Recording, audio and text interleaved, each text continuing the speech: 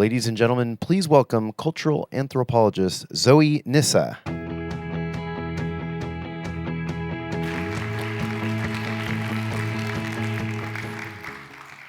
I am feeling so optimistic. How about you? Optimism, right? I'm also feeling very inspired. This has been such a tremendous meeting. The Smithsonian just has this unbelievable way to convene people, doesn't it? With its sponsors and partners. I'd like to just thank the Smithsonian. They're a pretty tremendous institution. Can we just give them a round of applause? Thank you so much for putting this together. As a cultural anthropologist, I actually study expert culture. I study how we foster collaboration to accelerate innovation, how we include more people, get more engagement, more participation, and events like this are they're truly inspiring. Our panel is also very inspiring. I think that they're a force multiplier for conservation. We're going to hear some really exciting things. But it's not what you would maybe think first when you think about conservation. And that's because sometimes our damaged landscapes and seascapes seem beyond repair. We focus our attention on trying to find and conserve those last few places of untouched wilderness, forgetting the importance of the vast but often ordinary-looking environments that most of us spend most of our time in. Kind of places like this, right? It turns out, though, that there's every reason for optimism. Nature is surprisingly resilient, and restoration efforts are succeeding. As our panelists will show you today, with examples ranging from the recovery of rivers to wildlife habitat to the new eco-prosperity of Monterey Bay. In a world of accelerating global change, one could argue that today there is no untouched wilderness left on Earth. Every inch of air, water, and sea is impacted in some way by our human activities. The scale of this human impact is quite simply breathtaking, and it's the defining challenge of our age. As this panel will demonstrate, however, thinking in broad and creative terms about restoring impacted environments can have results that are just as vast and just as breathtaking. It's my pleasure to introduce our first speaker, Dr. Steve Palumbi. He's the director of the Hopkins Marine Station at Stanford University. His work focuses on the evolution of marine life using genetic detective work to preserve and protect biodiversity in the sea. The co-author of multiple books, including The Death and Life of Monterey Bay, A Story of Revival, written with Carolyn Sotka, and his latest book, written with his son and novelist Anthony, entitled The Extreme Life of the Sea. His work has been featured in a number of documentary series and films, including the BBC's The Future is Wild and History Channel's World Without People. As well-rounded as some of the marine organisms that he studies, Steve's accomplishments are too wide-ranging to possibly do justice to here, and it's very late in the day. But I will note that he's also developed a highly successful micro-documentary project, perhaps optimistically titled Short Attention Span Science Theater. I think short attention spans are probably in the room today, so this is good to hear. He also plays in the Sustainable Soul Band, which entertains audiences with songs such as, and I'm not joking, Crab Love and The Last Fish Left. Please join me in welcoming Dr. Steve Palumbi. Thanks so much. Thank you all for coming. It's a thrill to be here. And I know some of you, like me, snuck out a little bit and went to the march. And all I can say about that is it proves that you can't really rain on this parade. It's been a fabulous and wonderful set of optimistic views of what's going on in the world. And what I want to do is share a little bit with you about where I work. I've gone all over the world talking about the trouble that the ocean is in. We've heard about that. But then I come home to this.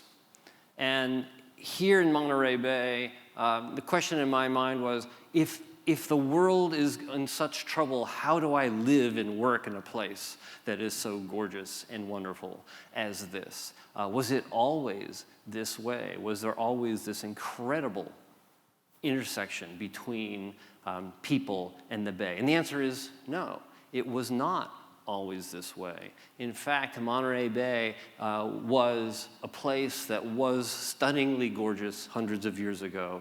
It was almost ruined, but it got better. This is the story about it getting better and how that happened. Basically, the trouble was the business model of the ocean. We started taking the otters out of Monterey Bay, which reduced the kelp forest. Then we took the whales, then we took the seals, then we took the abalone, then we took the seabirds. The business model was find something that you could take with profit, take it till it was gone, repeat.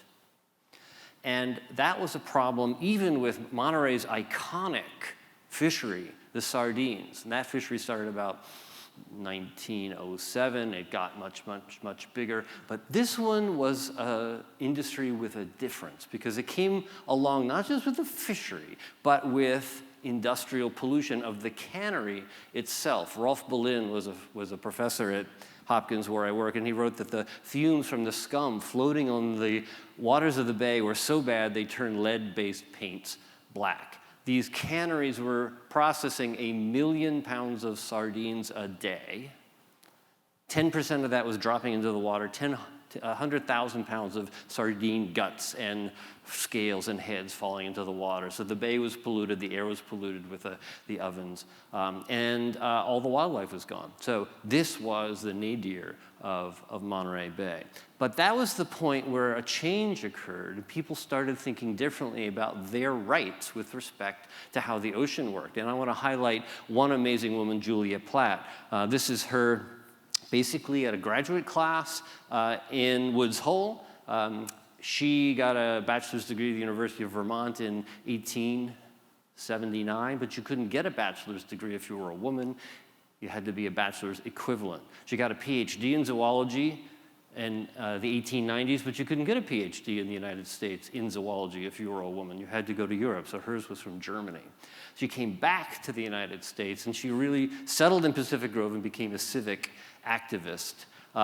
And she fought for the ability of people to live and work within the context of the ocean environment of Monterey Bay. And her most famous exploit is this one in the center, her on the ladder. Because a house along the beach in Monterey Bay had put up a fence that kept people off the beach. That was illegal. Everybody has access to the beach. She broke the fence. And she broke the lock, they put it back. She broke the lock again, they put it back. And so what she did essentially then was to go with a crowbar and a ladder and rip the fence down and lay it on the beach. She also took a photographer because Julia was very hip to getting the word out, and she invented tweeting. Because everything she did around, she put up these little signs, and I want to show you the signs she put up on this fence that she took down. It says, "Opened by Julia B. Platte, this entrance to the beast must be left open at all hours and the public might reasonably wish to pass through. I act in the matter because the council and police department of Pacific Grove are men and possibly somewhat timid." The fence stayed down, access was open from then on. But she also needed to then work on the canneries and the problems that they were producing. And she knew that the canneries' economic power prevented any change. In fact, she sued the canneries over and over, and nothing would happen. She needed political power. And so this was now the 1930s. The city council said, "Julia, if you want to run the town, you have to be mayor." So she ran for mayor. Her slogan was, "It will take a good man to beat me." None did. She became mayor. She convinced the California state legislature to give her town control over the subtidal land, something it had never done before and has never done since. She convinced the Pacific Grove City Council to pass an ordinance setting up the Pacific Grove Marine Gardens because she was a gardener. And she thought, why not garden the oceans from where the tiny larvae may swim or be carried by currents to all points along the shore and become attached, grow up, and replace those taken for food or curio. Now, this is not something from the scientific paper. This is something from the minutes of the city council meeting of Pacific Grove in 1931. So Julia was really amazingly ahead of her time. Well, turns out that the canneries did not last forever. They collapsed because the sardines collapsed. And it took a long time, almost 30 years, but Julia's reserve and all her marine gardens worked. Because decades later, when the sea otter populations were beginning to recover, they came back into Monterey Bay. They came back in, they went right to the places that Julia had protected because that's where the most food was, the most abalone. And the kelp forest regrew, bringing back with it a huge number of species that were living in those kelp forests and lived there. Now, it wasn't just Julia and her work that brought back Monterey Bay. It was that started it. We got otters back, we got kelp forests back, many species. But along the same time, this was 1963 when the otters came back, to 1974, we got the Clean Air Act, the Clean Water Act, the Migratory Bird Act, the Marine Mammal Protection Act. All of these things allowed the ecosystem in Monterey Bay to come back bit by bit by bit. Now, usually, scientists spend all of our time studying how ecosystems disassemble. But what had happened in Monterey Bay as a consequence of this is that the ecosystem reassembled. Places were protected, the environment was protected, and the ecosystem could return. Well, this is a point in a lot of stories where people start eating the ecosystem again because it's coming back. Well, what happened in Monterey to stop that from happening and starting the entire cycle again? This happened, the Monterey Bay Aquarium. This is a picture of Julie Packard from about 1979 or 1980 or so. She's got a model of the Monterey Bay Aquarium, and behind her is the derelict Hovden Cannery, the largest sardine cannery on the west coast of the United States that was derelict because the sardines disappeared. Well, her idea, along with her sister Susan Burnett and a number of other people that were marine biologists and loved what they saw in the kelp forest. They wanted to bring that to other people. And so they brought that to this derelict cannery that they thought might open and 300,000 people or so would come and see it or something. It turns out that on their opening year, over 1 million people came to see the Monterey Bay Aquarium, and it's gone up and up and up ever since. And what that turned out to do is to change the business model. No longer was it exploit and repeat.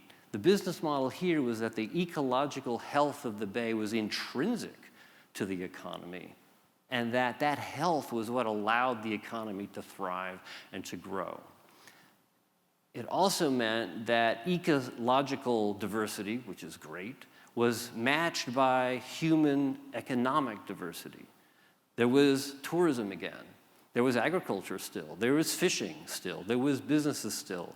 There was a military base still. And so that multiplicity of human economic diversity allowed people to essentially use different parts of the bay. And it meant that no one was going to be allowed to ruin that bay by themselves anymore.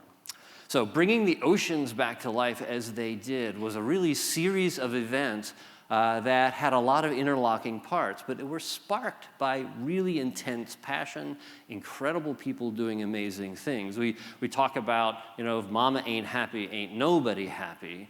I like to submit, if the oceans ain't happy, ain't nobody happy. And that in this particular case, although Monterey is not perfect, Monterey Bay is not perfect, there are still problems there. But those problems are now problems that people are used to grappling with in a community-wide setting.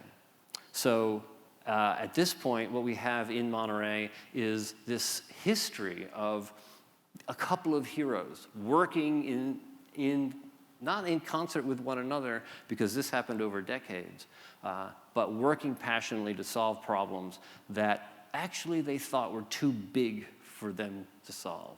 Julia, for example, knew she couldn't fight the canneries, but something had to be done. So she did what she could do. What that means to us right now is that we're facing problems in the ocean that are too big for any of us individually to solve. But there are things that we can do. And like Julia and like Julie, doing them is what we're doing. Doing them is what this conference is about. And that's why I'm so glad to be here this evening. Thanks very much.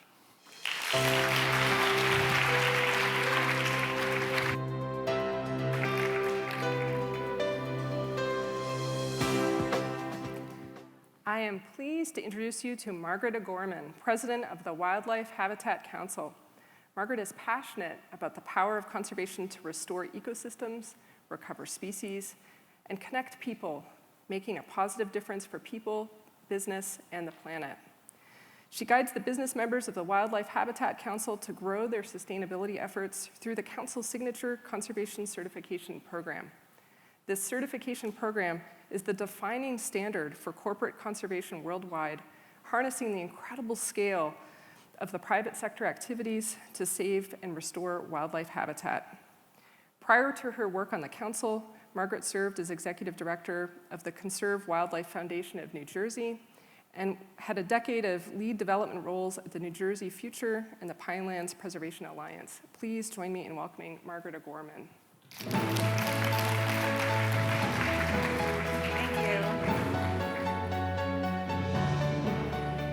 Good afternoon, everybody. Thank you so much for coming out to this presentation, and thank you to the Smithsonian for inviting me to talk about nature restoration, and especially shout out to my good friend Carrie Ritter, who I know got me on this stage today. So thank you, Carrie.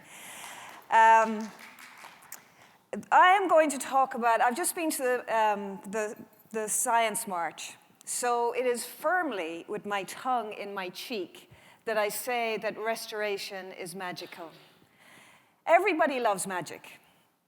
I have a little niece, she's 8 years of age, her name is Baven, and Baven is one of those shy, reticent 8-year-olds. But last year on the streets of Dublin, she engaged with the street magician in a way I had never seen before.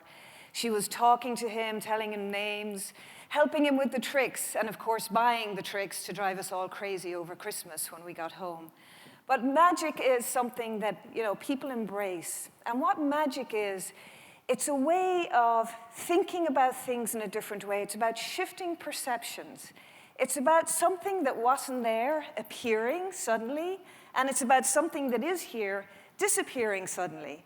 So there's a lot of similarities with nature restoration. Nature restoration is about something appearing that wasn't there before, and it's about slight shifts of perceptions and how you can see place in a different way. And so I want to talk very briefly about 3 habitat restoration programs carried out by businesses, one in Mexico, one in Northwest Indiana, and one in Maryland. And each one of those, to me, is magical. So I was in Mexico last year at the COP for the CBD, and I got an opportunity to go to Playa del Carmen. Playa del Carmen, as most of you know, is a resort. I was not there for the resort. I was there for the quarry that is slap bang in the middle of the Mexican forest, also in the middle of one of the busiest tourist destinations in the Caribbean. 12 million tons of limestone are carted off this quarry every year. We met with the restoration biologist, Jesus Gonzalez. Now, Jesus' whole thing is about pushing restorations to its boundaries. It's about exceeding the expectations of the Mexican government. It's about seeing what he can do with the land that he is recovering. My Spanish is predictably terrible.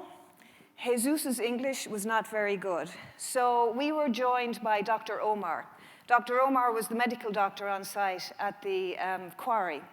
So poor Dr. Omar had to translate technical ecological restoration terms from Spanish into English, which I'm sure gave him much more of a headache than anything else he does in his job. So we were walking along, we were looking at the forest, we were looking at these great nests, and Jesus is saying, you know, we put sticks in the ground.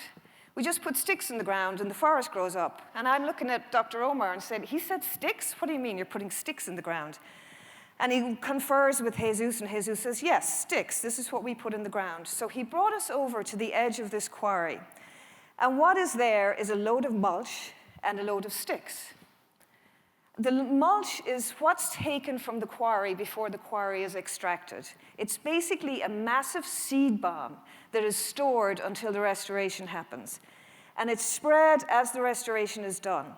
And the sticks are absolutely exactly what they are, sticks. They're branches that are taken off trees and stuck in the ground. No root powder, no fertilizers, nothing. And as we moved down the restoration project, we saw these sticks. they begin to bud, they begin to grow. And as we move down in time through this forest, we're seeing these sticks become the trees. We're seeing the mulch blossom into this amazing understory. And now, when I came back to the office, of course, I discovered there's a scientific reason. It's buds beneath the bark that start to bud when trees are disturbed. But standing in that quarry, looking at the landscape, looking at the forest, moving into a climax forest, purely based on sticks and mulch, that seemed like magic to me. So the next one, we do a lot of work in broken places. I work with corporations. Corporations have done businesses in industrial areas, rural areas, suburban areas, and there's a lot of broken places around industrial sites. And nature can really, really make a difference in these places. We have a site in Maryland, outside of Baltimore, and it was a toxic Superfund site. Polyvinyl chloride sludge was dumped there for decades. It was dumped there when we didn't know that polyvinyl chloride sludge was bad for the earth, or we didn't care that polyvinyl chloride sludge was bad. So the EPA and the responsible party, which was Bridgestone Tires, got together to negotiate what they should do. And like any negotiation between a big corporation and a government agency, it took a long time. And as time was going on, it was discovered from the people that were monitoring the landscape that nature had decided to get in the way. Natural attenuation was happening. So the soils, the toxins in the soils, the pollutants in the soils were being broken down by the bacteria in the soil and made into harmless byproducts. So Bridgestone said, oh, we can save a lot of money if we can do the natural attenuation. And EPA said, we can save a lot of time and get this site back to the community quicker. And the community said, well, you can stop destroying our property and putting a cap on it if we allow nature to take its way. Now, all of these things, bioremediation, bioaugmentation, phytoremediation, all of these are very, very, very deeply scientific things. But when you go to this landfill today, it's not fenced off. There's no cap on it. None of the topsoil was taken out. The forest is still intact. The wetlands are still intact. It's a magical place that the community love and embrace very much. It saved a lot of money for Bridgestone, but it also got that site back to productive community use as a facility and a resource for a community that doesn't have a lot. So my last one is my favorite story. This is a piping plover chick. You all know that, right?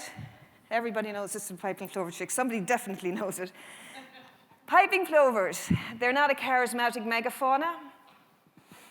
They're just little shorebirds that are endangered in this country. There's two populations. One population flies up the east coast of the US. One population flies up the middle. There's 6,000 birds left. The birds overwinter in the Gulf of Mexico, in Florida, and the Bahamas. Every spring, they come up the east coast of the US. They see pristine, empty, barrier beaches the whole way up. They come up to the Great Lakes. They see pristine, empty beaches. They lay their eggs, perfectly camouflaged in the sand. What happens? Memorial Day. Memorial Day happens, the beaches become packed. This is the biggest threat to the recovery of the piping plover. So the piping plovers on the beaches of southern Lake Michigan, they found a new place to live, and it's a steel mill. So this guy called Rob Maciel, he's a steel mill worker, and he's everything you think of as a steel mill worker.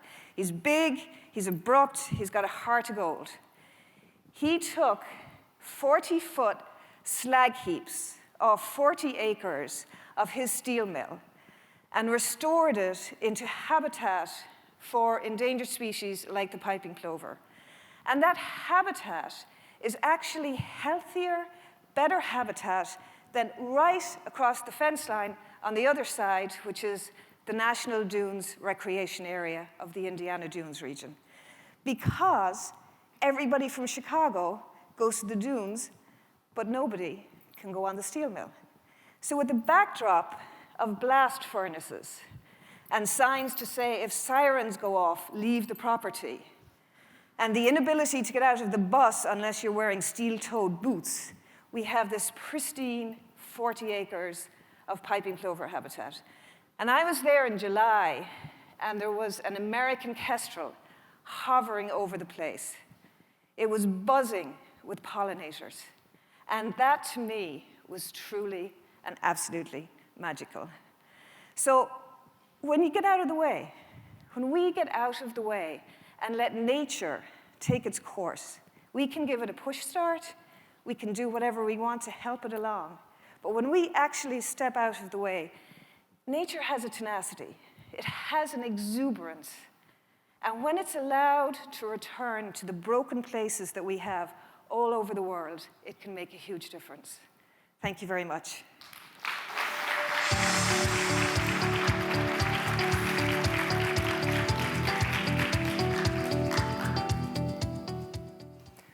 Our next speaker is Bob Irvin, President and CEO of American Rivers, an amazing organization, as we will hear today, dedicated to protecting and restoring our nation's rivers.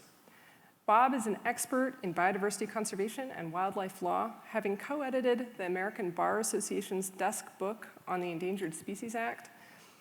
And like the rivers he saves, Bob's work flows, connecting policymakers upstream with the insights of conservation scientists and practitioners around the nation. He has held a number of important roles. Again, it's very late in the day to have such an illustrious panel. I'm not even going to do justice to these folks. But he's held a number of important roles, including Senior Vice President for Conservation at Defenders of Wildlife, Director of U.S. Conservation for the World Wildlife Fund, and also provided legal counsel at the Center for Marine Conservation, the National Wildlife Federation, the Civil Division of the U.S. Department of Justice, and the U.S. Senate Committee on Environment and Public Works. Please join me in welcoming Bob Irvin.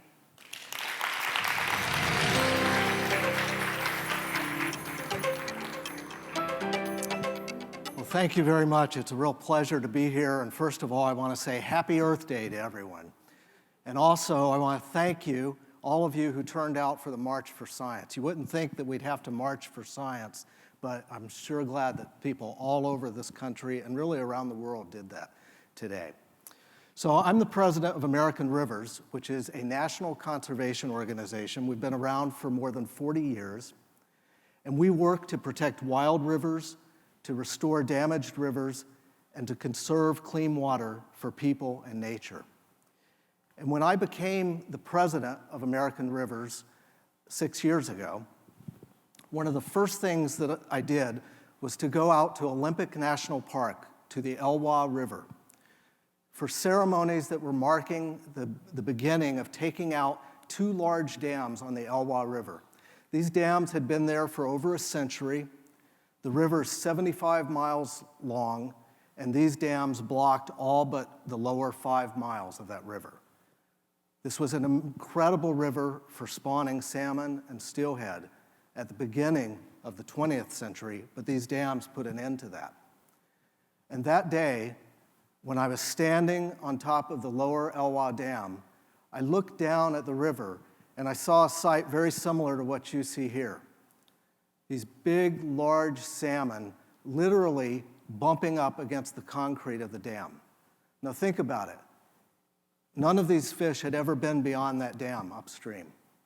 In fact, most of their ancestors hadn't been either. It had been over 100 years. And yet these fish had something that told them where to go. And it was as if they were just saying, you know, if you're just smart enough to take these things out, we know what to do in the river. And so, as this video shows, there's a time-lapse video that will be up in just a moment that shows what it looked like as these dams came out. The work to take these dams out, here we go. This is the lower Elwha Dam, and over the course of almost 2 years, this dam and the upper dam, Glines Canyon Dam, came out. And as a result of that, 75 miles of river were restored, a river that once supported 500,000 spawning fish that had shrunk to about 3,000 because they only had access to that lower 5 miles. And once these dams came out, those fish are now found throughout the Elwha system. And it has been a remarkable living laboratory to watch the restoration of this river come back and how quickly it's come back, how quickly not only have the fish gone back, but all the other wildlife as well. It is a true success story. And that's what I want to share with you is some of the success stories in river restoration around the country. But first, we need a little perspective on rivers in this country. Well, we're flipping back and forth. When the map comes up, you'll see a map that shows all of the rivers in this country divided up by the major basins. And there are more than 3 million miles of rivers in this country. And they provide amazing benefits to all of us. More than half of our drinking water comes from rivers. They provide wildlife habitat, support a multi-billion-dollar industry in outdoor recreation, provide places where we can go and recapture a sense of our history as a nation. And literally, the rivers and streams of this country are our veins and arteries. And if we want to have good health ourselves, we have to keep those veins and arteries clear. Well, it's the same thing with our rivers, and we haven't done a very good job of it. As this map shows, there are more than 80,000 dams on the rivers and streams around this country, built over the course of the past 2.5 centuries. And these dams block the rivers, they block the ability for fish to spawn and go upriver, they destroy wildlife habitat, they degrade water quality. Now that's not to mean that dams don't serve a useful purpose in many instances. They provide for power generation, they can provide water storage, and in some instances they can be used for flood control. But the vast majority of the dams in this country are becoming obsolete or unsafe. And we're seeing this in many, many areas. Many of you paid attention, I'm sure, this past winter in February to the near disaster on the Feather River in California, the Oroville Dam, where the spillway developed this massive crater. And the dam was full because of record rains, and there was a real danger that this was going to fail. So much danger that they evacuated nearly 200,000 people downstream. Well, fortunately, the dam did not fail, and now there are efforts underway to repair this, but this was a real wake-up call about our failing infrastructure, in particular with dams. But there's a better way. Where these dams are obsolete and unsafe, we're beginning to take them out all over the country. So let's go to Maine for a minute. This is the Penobscot River in Maine, and this is the removal of a dam called the Great Vesey Dam. And American Rivers worked with our partners in conservation groups, with the Penobscot Indian Nation, and with federal and state governments to take out 2 large dams on the Penobscot River. And in the process, restored over 1,000 miles of the river for Atlantic salmon and shad and other wildlife species. And because some of the dams that still remain on the river continue to generate hydropower, we changed the way those dams are operated to more closely replicate the natural flow of the river. And because of that, we're still generating as much power as we were before we took out these 2 big dams. And it has obvious benefits. This young boy is a member of the Penobscot Indian Nation, and this is a striped bass he caught in the Penobscot River. And the Penobscot Indian Nation's whole culture is centered around this river, and they were one of the biggest proponents of taking out these dams. And as a result of taking those out, not only have we seen the restoration of wildlife habitat, but we're literally seeing the restoration of a central part of the Penobscot Indian Nation's culture. Well, moving further east, or further south actually, to North Carolina, this is in Rockingham, North Carolina, where we worked with the city of Rockingham to take out a dam that used to power 7 textile mills in Rockingham. But those textile mills moved overseas. The economy of the town was in pretty bad shape. We helped take out this dam, and then suddenly they had this nice free-flowing stream, Rockingham Creek, or Hitchcock Creek. And so we worked with them to establish a blue trail, a water trail, which is now considered one of the top 10 natural attractions in North Carolina. So taking out a dam, restoring a free-flowing river is actually helping to restore a community as well. Similarly, in Wisconsin, on the Sheboygan River, we worked to take out this dam, the Franklin Dam, which was a deteriorating dam and was really a liability. So in 2001, we helped take it out and restore this free-flowing river that's there, 10 miles of stream habitat for freshwater fish and mussels, a real success story. Now, a little closer to here, this is the Blody Dam. It's on the Patapsco River just outside of Baltimore. Looks like a great waterfall, doesn't it? Well, unfortunately, that's the way a lot of people see it. And at least 9 young people have drowned in this dam. It was built to generate hydropower. It no longer serves that purpose. It is a safety hazard, a real liability. And so we're working with the state of Maryland and with federal agencies to take out this dam. And this is the 3rd dam out of 5 on the Patapsco River that we will have taken out, and we're hoping to eventually have all 5 of them out to have a completely free-flowing river, remove the safety hazards, remove the liability, and make something that will continue to be a great centerpiece of the Patapsco Valley State Park in Maryland. So what does the future hold for us? Well, the American Society of Civil Engineers rates our infrastructure all over the country, and infrastructure as a whole is in really bad shape, as I'm sure you've heard, and dams in particular are really in poor shape. The society gives the condition of dams a grade of D. And so there are thousands of obsolete and unsafe dams all over this country that can come out. And you know, you hear a lot about infrastructure now and how we need to repair our crumbling infrastructure, and you might think, well, that means we need to rebuild and fix all these dams. Well, I encourage you to think about it in a different way. Think about the rivers as the infrastructure, the rivers that provide clean water, that provide wildlife habitat, that provide opportunities for recreation. That is green infrastructure, and we can repair that infrastructure by removing these obsolete and unsafe dams and by restoring free-flowing, healthy rivers. And if we do that, we'll end up with places like this, back on the Elwha River.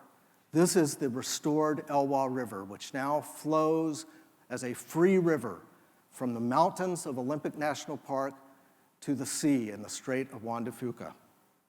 It is an amazing success story, not only upstream, but here at the mouth where the delta is rebuilding, and we're seeing an explosion of marine life in the estuary as that delta rebuilds.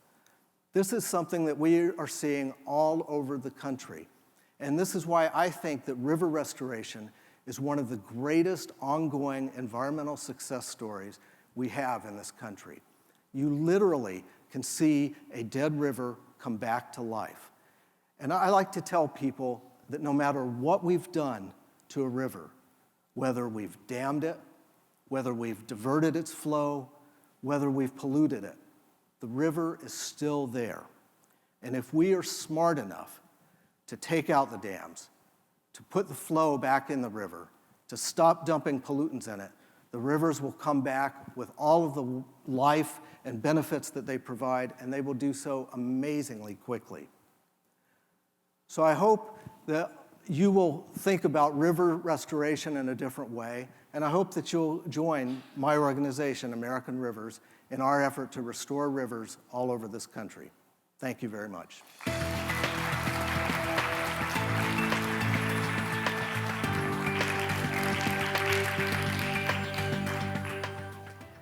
I'm pleased to introduce you to Peggy Olwell, Plant Conservation Program Lead for the Bureau of Land Management. She's the founder of the Native Plant Materials Development Program, a nationally recognized initiative that promotes the use of native plants in habitat conservation and restoration projects.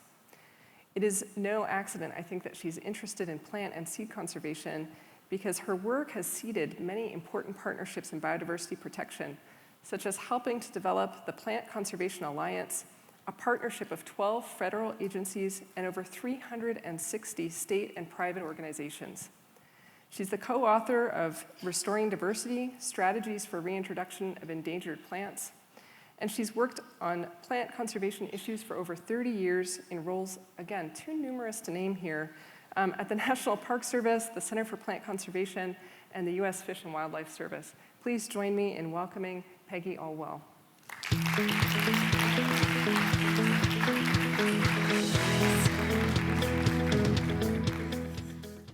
Good afternoon.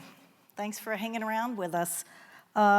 I have to thank Gary Krupnick, if he's around, of the Smithsonian for inviting me, and what a fabulous job the Smithsonian has done with this whole 3-day event. I'm looking forward to tomorrow.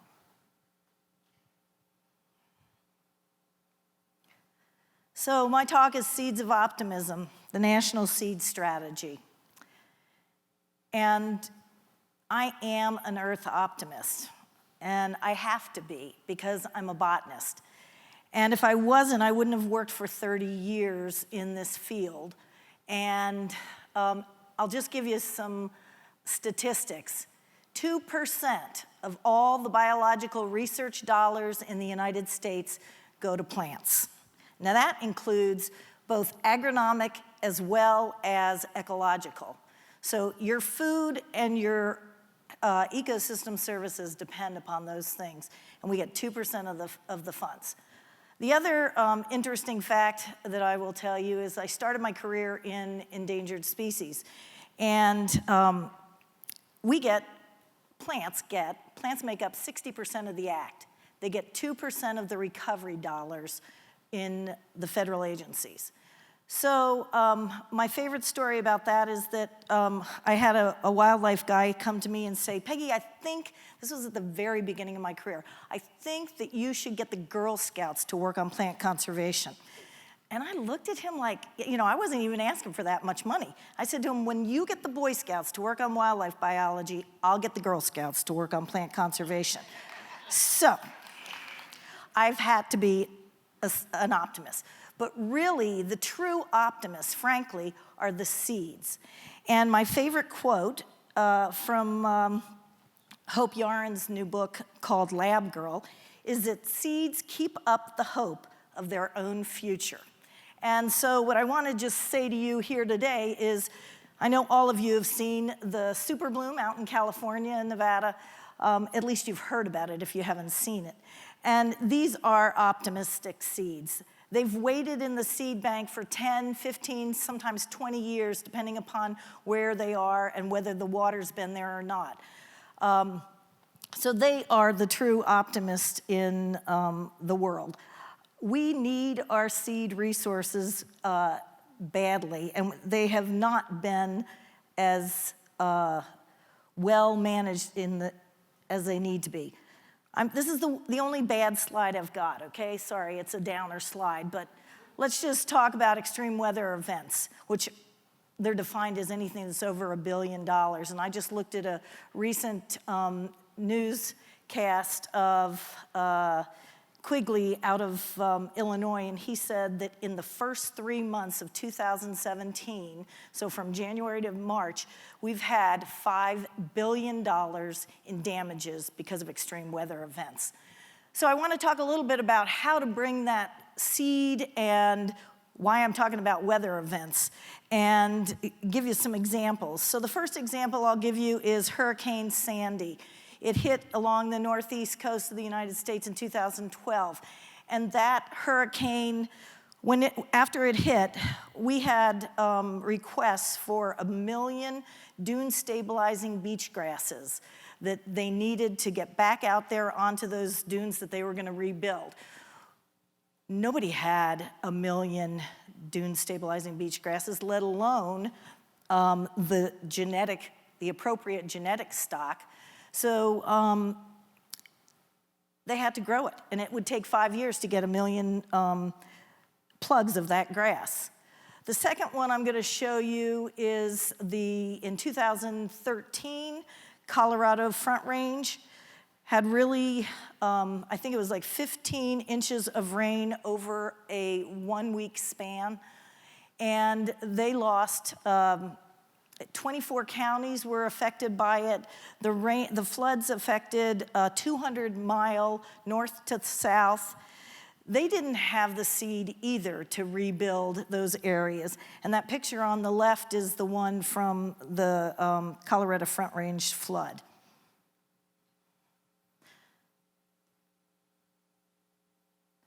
So I guess the question in my mind is, how do we want to manage our seed resources for our restoration purposes after all of these floods, droughts, wildfires? I work for the Bureau of Land Management. We manage 1/10 of the United States land mass, mostly in the West and up in Alaska. It's not the way we need to be doing business. And I'll tell you an example of how serendipitous it was, and that was the Bastrop County, Texas wildfire in 2011. They ended up just by sheer luck, and serendipity really means coincidence, fate. Karma is another definition of serendipity. A forester had left 1,100 pounds of loblolly seed in a grocery store warehouse refrigerator. And they forgot it. And it was lucky for them that they did forget it, because basically the Lost Pines area of Texas has the westernmost area of the loblolly pine, or westernmost part of the range, and it's the most drought-tolerant species of pine, and they lost it in this fire, and it was the most it was the highest costing wildfire in Texas history. We got trees were produced from the seeds that were forgotten in that refrigerated warehouse. So that's the kind of serendipity that we don't really need to be doing for our seed resources. Native seed is a critical natural resource. It's been largely underutilized, underprotected, and not very well managed. And that's part of why we decided we needed to get a seed strategy. And I think there's lots of folks talking about infrastructure. But the plants and the native seeds are the true green infrastructure of this country. And we need them to build ecological resilience into these native plant communities. So what is the National Seed Strategy? Well, here's a physical copy of it, and I did bring a couple of them down here, and if folks want to get a copy, they're welcome to.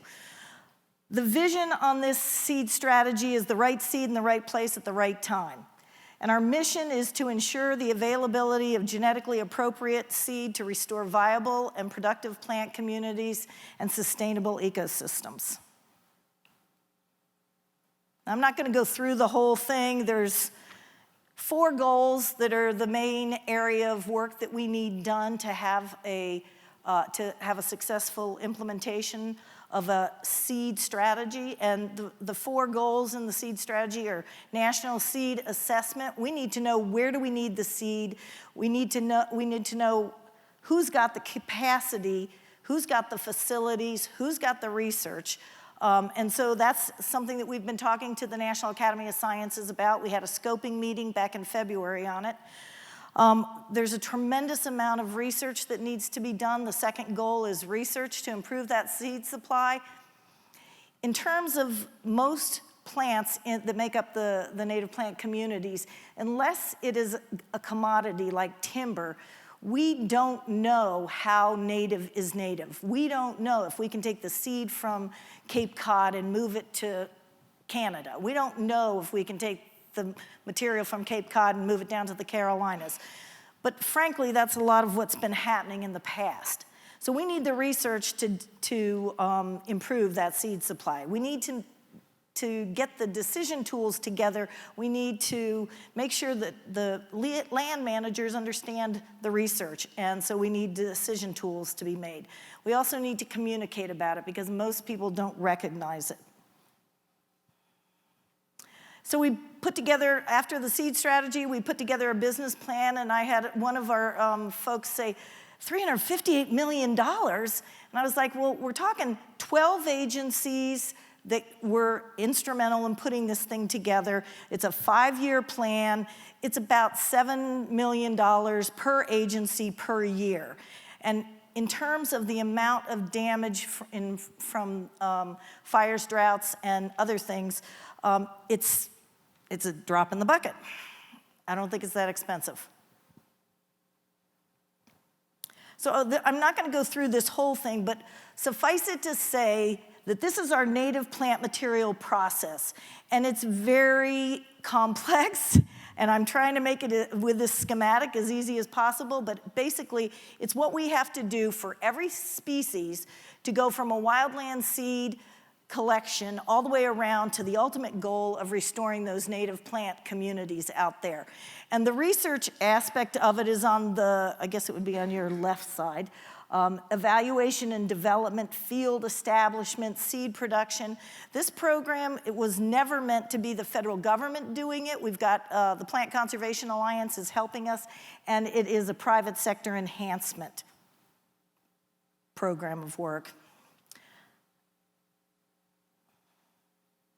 This is part of the first part of what we've done so far. We've made 22,000 collections of 5,000 or more taxa. We've gone mostly in the West because that's where my agency is, and we've been the ones that have been spending the most money on it, but you can see there's partners across the country, and that's what this seed strategy is hoping to do. We've developed a conservation and land management intern program. We've put, these are recent college graduates. We've had over 1,200 that have come out into the field with us and helped us do the collection. We couldn't do it without them.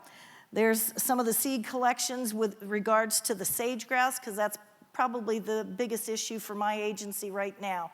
We're looking at where we need to do the next ones. We need to get the plants planted. We're using a sustainability in prison program, and these are the sagebrush that they're growing for the sage-grouse. We've got 11 prisons in 6 western states that we're working with. So ultimately, what do we need? To make this successful, we need a network of networks, and we need a network of seed collectors, a network of seed researchers. We need a network of facilities where we can store the seed. We need a network of seed growers and farmers, and we need a network of, I'm getting there.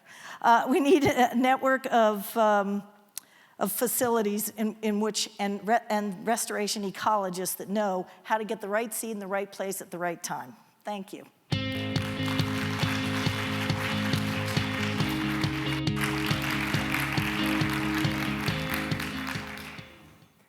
Our last speaker today is Philip Karp, Lead Knowledge Management Specialist at the World Bank, where he designs and implements knowledge and learning programs. He brings a really unique experience set, over 20 years of experience improving knowledge and learning, including South-South knowledge exchange and communities of practice initiatives.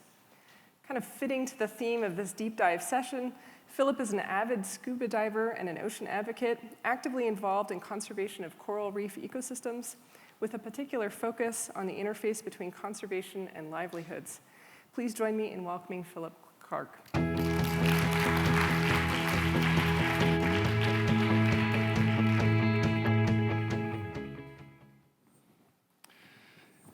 It's really a pleasure to be here this afternoon, and an honor as well. I recall having attended one of the early Earth Day events in 1975.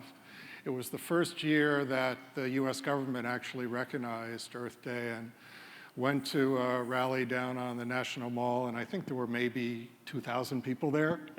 So it was like really gratifying to be down there today and see the large number and the degree of enthusiasm and how things have really changed in terms of the recognition of the importance of activism and support for our planet.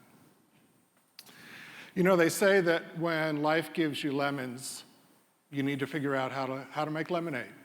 And I want to tell you this afternoon about some inspiring women in the Caribbean that are doing just that, and in the process are helping to protect and restore marine ecosystems.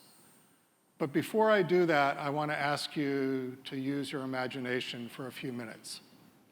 Imagine that one day next week, an alien spacecraft lands on the National Mall, and out of it emerge 8 creatures that are unlike anything that anyone around here has seen before. They're gaudily colored with red and white stripes, and they have flowery appendages that can open like wings. And they're covered with spines that turn out to be venomous. And for some reason, local creatures don't recognize them as a threat. In fact, they don't recognize them at all. It's as if they've been zapped with an invisibility ray or something. But these turn out to be voracious and indiscriminate predators.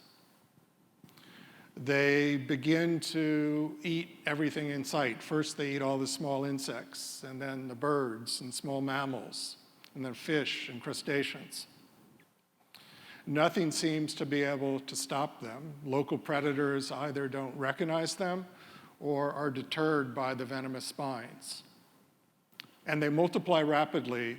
The 8 soon become 800, then 8,000, and then hundreds of thousands and millions as they spread up and down the East Coast, devastating local food webs as they go.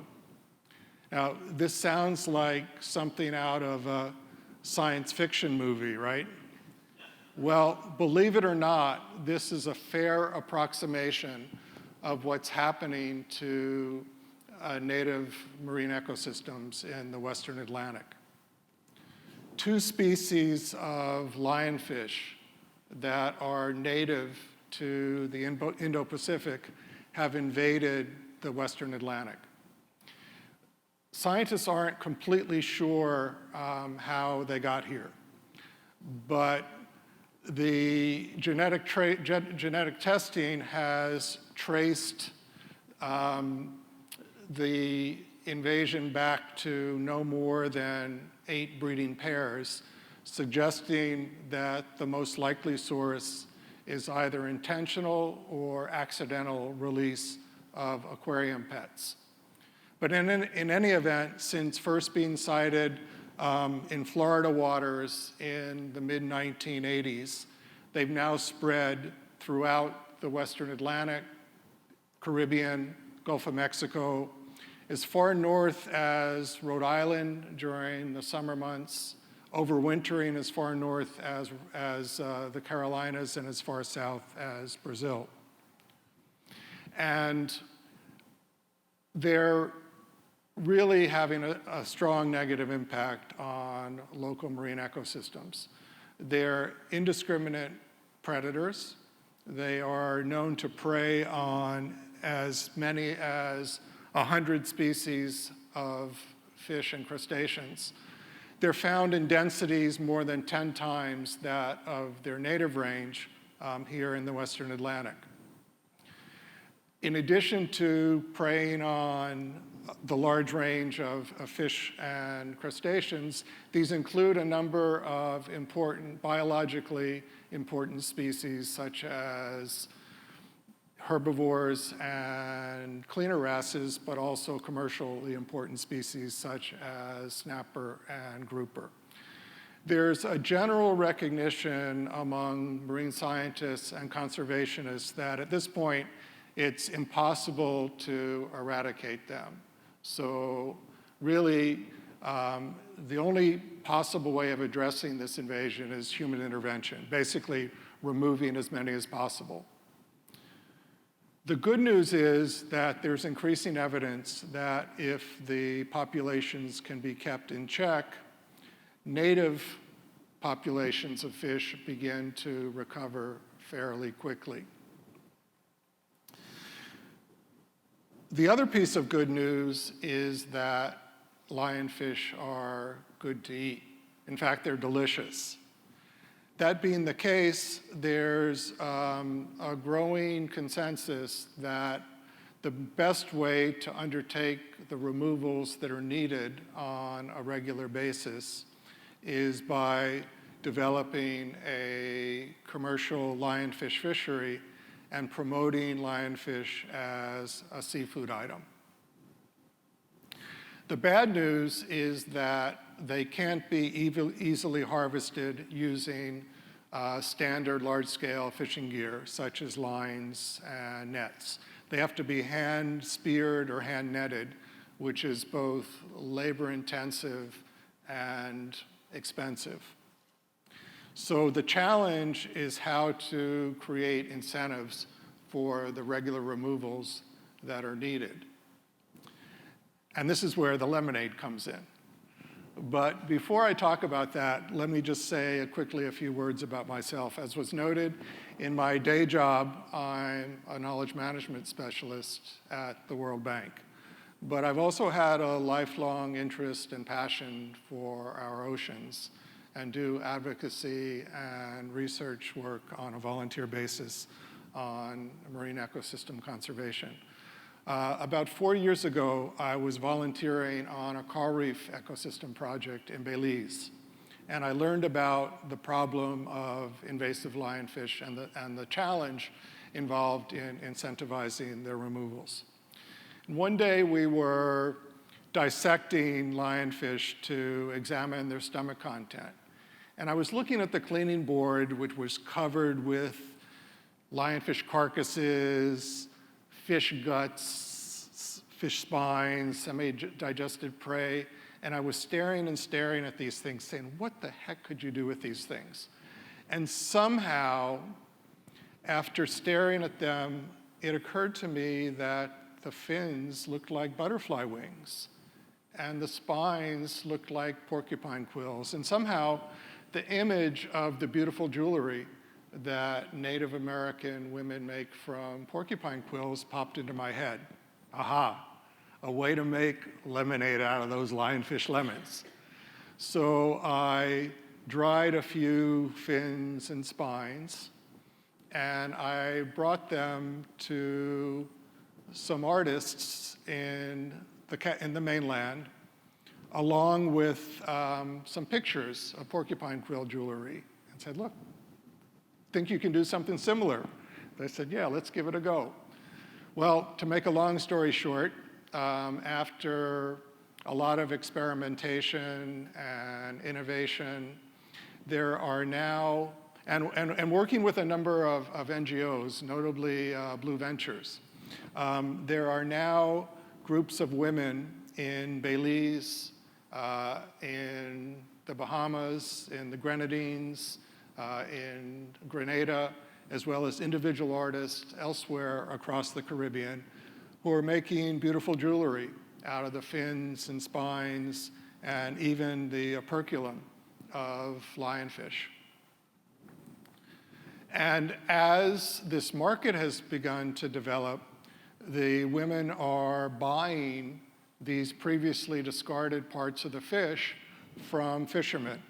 And this is raising the landed value per fish by up to 41%.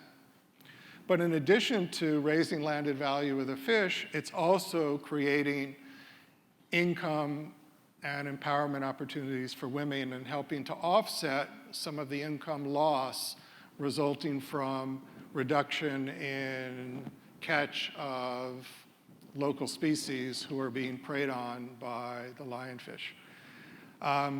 It's also been really interesting to see how this has evolved and to be involved in introducing this market. For example, at one of the workshops in Belize, we not only taught women how to make jewelry, but also taught small business skills such as basic cost accounting and marketing. It's also been really interesting to see the impact this is having in terms of social change, particularly with respect to gender roles. I recall one of the women who came to one of the workshops saying that her husband had threatened to leave her if she wasted time making this jewelry. And I saw her about 6 months later, and I said, you know, what happened? I was worried about you. And she said, you know, when I went home, my husband, he was angry, but he got over it. And when he went out fishing, he even gave me a few fins from the lionfish. But then he saw the $100 that I made from the jewelry that I sold. And now when he goes out fishing, he says, how many fins do you want this time? So I think this just goes to show that it is sometimes possible when life gives you lemons to make lemonade and to even help to restore ecosystems in the process. Thank you for your attention.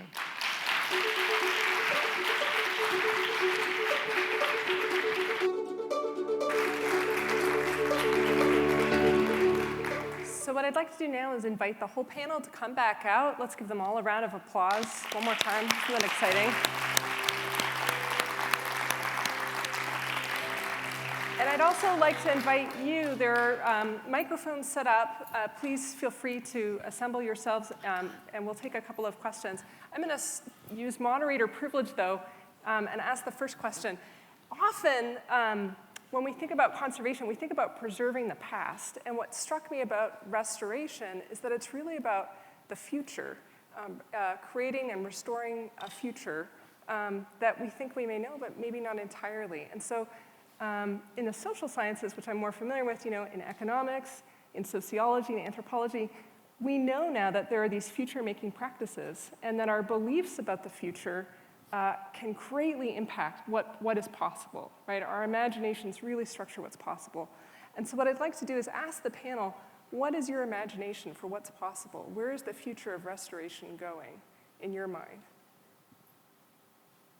Well, if I can start, I think one of the amazing themes from all these talks is, you said it, the exuberance of nature, and if we get out of the way, it can really help be our best partner in restoring things. And so when you think about, you know, what's going on in the future, what I would hope is that when we look at a problem like this, we don't think of it like, oh, how am I going to plant 1 million sticks, or how am I going to do 1,000, 100,000 hectares, but how can I harness the power of nature here and get out of its way to create what I want?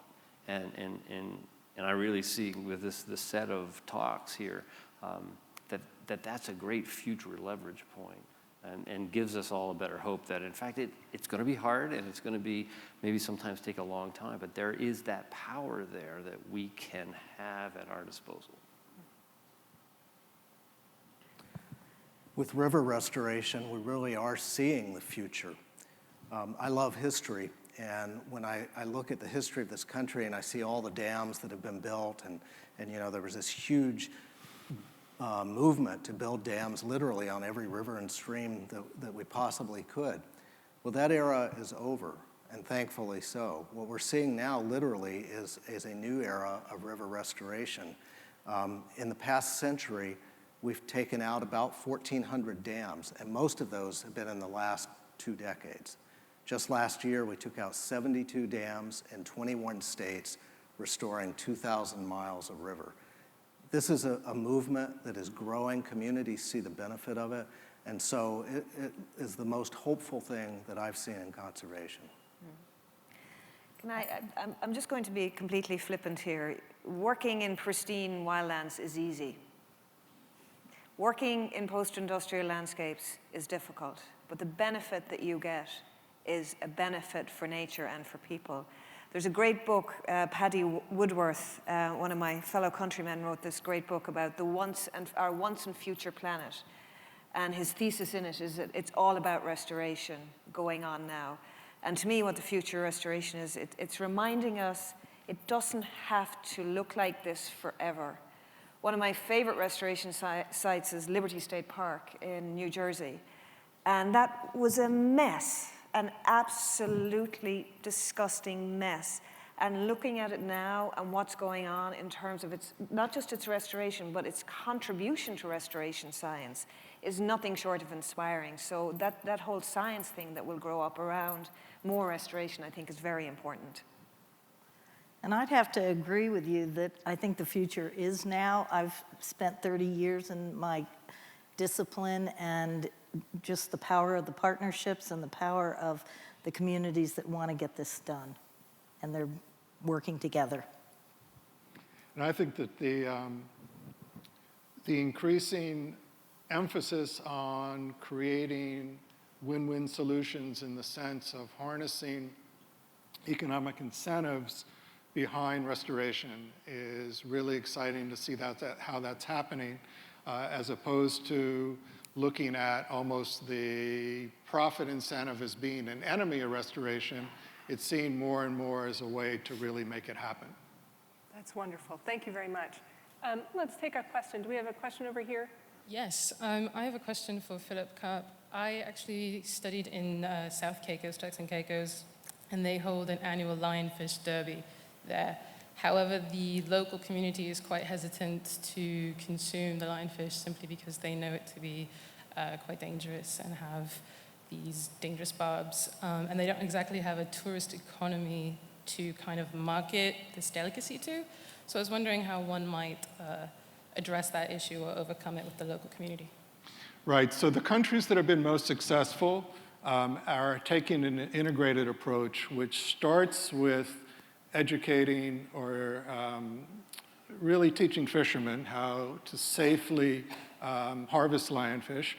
Also, public awareness campaigns about the fact that lionfish are in fact safe and good to eat. There's this sort of a lot of misperception, the idea between venomous and poisonous.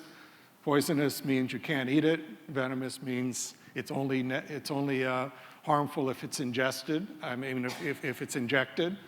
And so creating that awareness and then developing the demand side before you worry about the supply side. And it's been variable across the Caribbean. In a couple of countries, it's been so successful. Ironically, for example, in the Caymans, their effort to create demand has been so successful that restaurants are importing lionfish from neighboring countries. So now they've had to go to a cold and Cayman branding. So to me, that's actually a sign of success. Thank you. Yes. Hi, thank you all so much for being here. Your optimism is really inspiring, and I love your stories. But I also wanted to hear a little bit about the challenges that you've faced in the work that you do and how you've overcome those challenges. I'll start. 90 seconds. One of the big challenges that you face is there's a perception that, because a dam has been there for so long, it must be needed to prevent flooding or because, it serves some useful purpose. And as I said in my talk, many times it does. But what people are finding and communities are finding is that often it's a liability. And they just haven't thought about it in those terms. And so one of the things that we do at American Rivers is to try to work with communities to bring about that understanding. And we've had enormous success in that regard.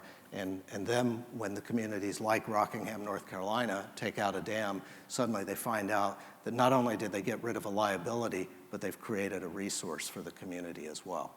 Mm-hmm. I'd say one of the challenges that I've faced is the lack of botanists, the lack of botanical departments in universities is going down, and so we're not able to get the next generation of students and folks that know what the species are that we are managing on a third of the United States. And so we're using like our intern program to get that and to train them.